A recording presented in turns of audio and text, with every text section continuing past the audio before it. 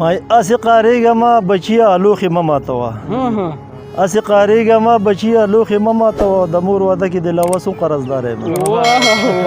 نرخو دکاندارو د وړو نه پیسې واغستې زمونږ په دې ملک کې چا د غلو نه پیسې واغستې سپرلیه راشه خو ګلونه راوړه د خیال وربل مې رنګونه راوړه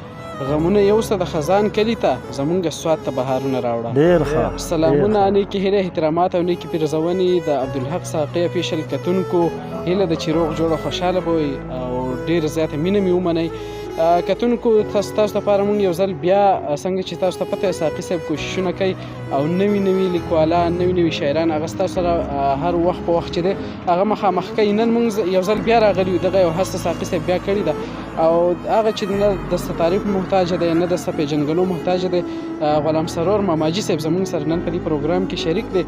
نو وخت مو نه خرابوم د انتظار دا شیبې م نورې نه اوږدو زه ماماجي صاحب درفته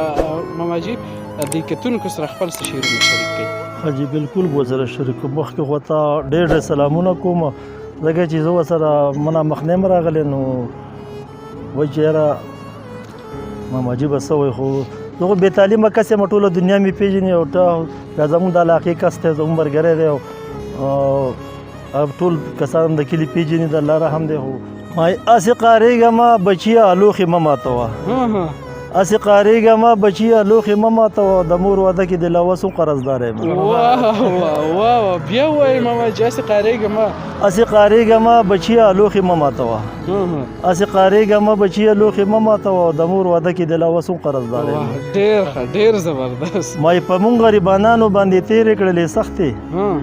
په مونږ غریبانانو باندې تېرې کړلې سختې او پوجي چې ریټار کېږي نو په مخه باندې تختې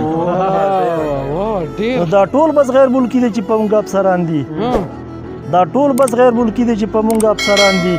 ټوپک ورسره نه یې ګرځوي په لاس کې لختې ټوپک ورسره نه یې ګرځوي په لاس کې لختې او پوجي چې ریټار کېږي نو په مخه باندې تختې ما نرخو دکاندارو د وړو نه پیسې واغستې نرخو دکاندارو د وړو نه پیسې واغستې زمونږ په دې ملک کې چا د غلو نه پیسې واغستې ډېر ښه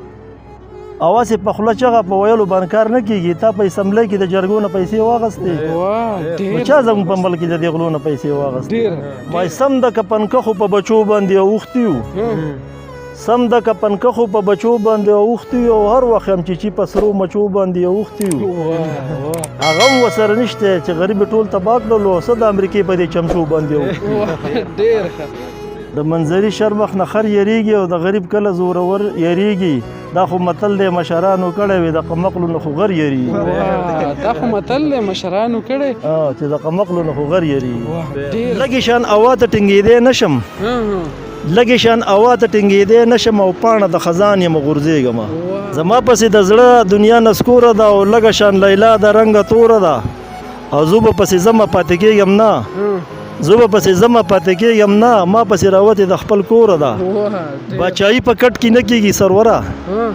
باچایي په کټ کې نه کېږي سروره او په سیاحت باندې چې جوړې نو باچایي والسلام ملګرو کتونکو دا زموږ سره غلام سرور ماماجي چې تاسو ته شعرونه واورېده هیله لرو چې تاسو به هم په تاسو به هم خلک یېدلي او دغه ویډیو د سره مخې ته نور هم شیر کړئ چې نور کتونکي هم زموږ پیدا شي او دغه شان چینل سبسکرایب کړي ښاد او آباد اوسئ کور مو ودان